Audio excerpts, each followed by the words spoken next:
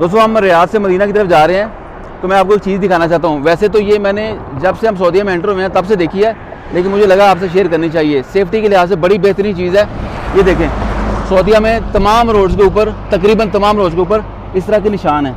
ये yellow line है, yellow line के साथ इन्होंने ये निशान डाले हुए हैं। जब गाड़ी इसके ऊपर आती है ना, तो बंदा अगर नींद में है ना तो एक्टिव हो जाता है। बड़ी बेहतरीन चीज़ है सेफ्टी के लिए। जैसे गाड़ी येलो लाइन से नीचे उतरने लगती है तो इसके ऊपर पाँव उसका टायर आता है तो आपको आवाज़ होनी शुरू रहती है दोनों तरफ।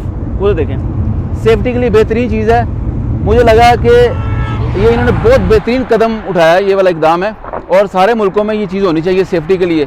इस पर क्या है, उन्होंने मेरा मशीन के साथ ये स्क्रैच डाल दिए हुए, और बड़ा डीप है। ये डीप मतलब कि ये बड़ा चौड़ा है, वैसे लगता नहीं है जब गाड़ी चला रहे होते हैं, और इससे सेफ्टी बड़ी बेहतरीन हो सकती है। तो बेस्ट विशेज़ सऊदी अरेबिया की जो मैनेजमेंट, मेरा ख्याल ये बड़ा बेहतरीन